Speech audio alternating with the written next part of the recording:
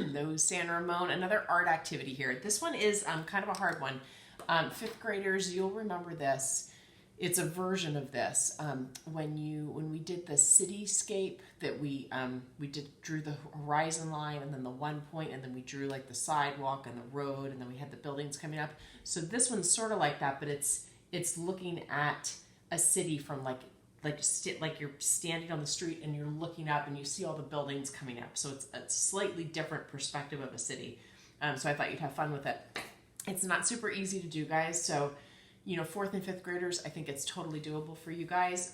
If you're younger than that, you can give it a go. Just don't let yourself get too frustrated with it because it is a little hard. Okay, so what you're going to do when you start is you're going to start with a dot. Do you see how I started this one so you could kind of see it? But I'm going to finish this part a little bit more today with you guys.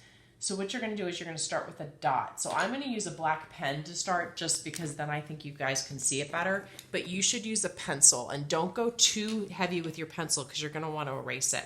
So put your dot somewhere in the middle of your paper. It doesn't have to be exactly in the middle.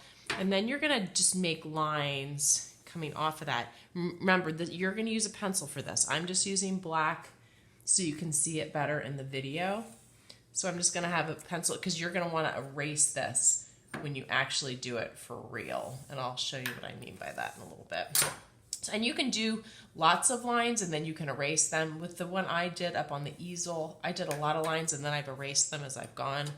So you're just going to have all these diagonal lines come out from this center point. And this is your point of perspective. This is where everything is sort of going to this. Alrighty, I'm gonna do it all the way around. You can do more than this if you want. It's kind of up to you. Once you have that done, I'm gonna pull this down so you can see this part.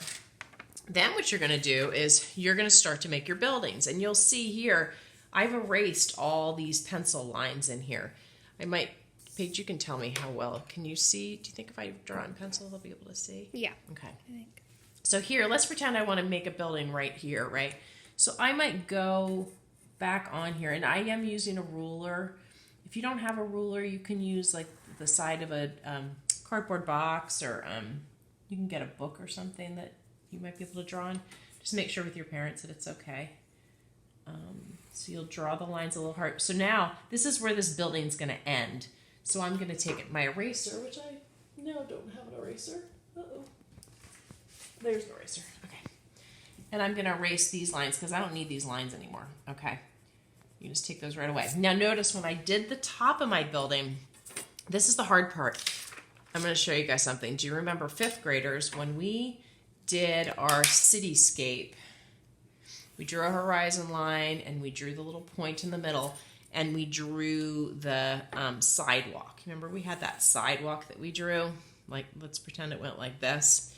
Now remember when we drew the lines on the sidewalk and it was so tempting to have them go down like this?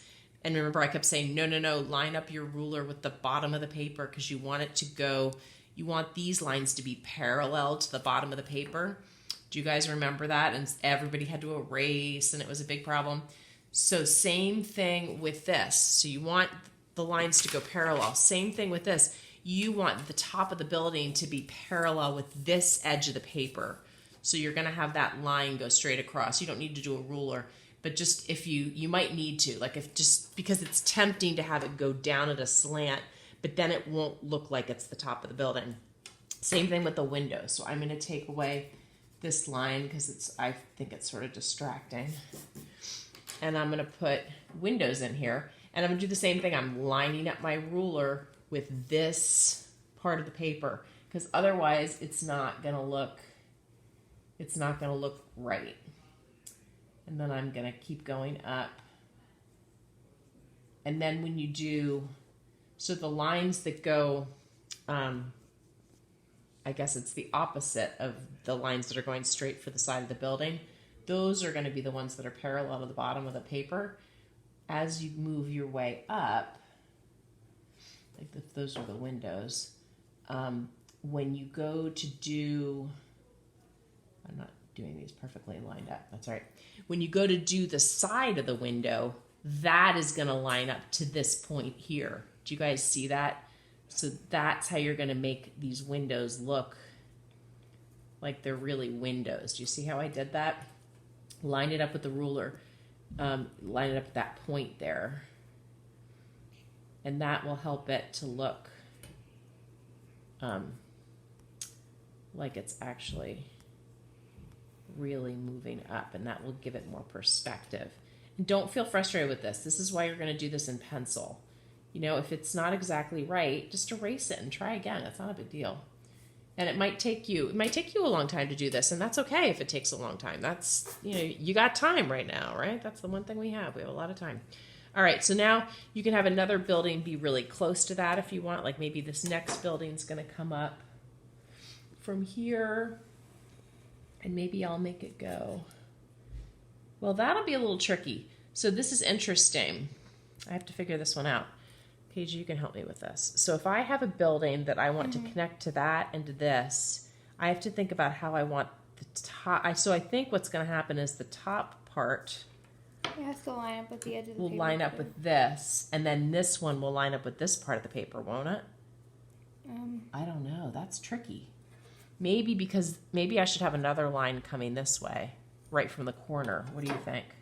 I think I should do that. So you guys, you see how I'm having to adjust here because I'm realizing it's not going to work perfectly that way. So I think if I want this building to go this way, I think it's going to have to go. I think I'm going to need to line up this part of the building with that line.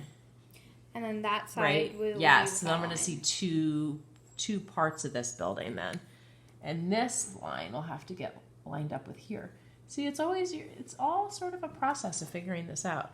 Oh yeah, that makes sense. So you're sort of in the middle of that building. Okay.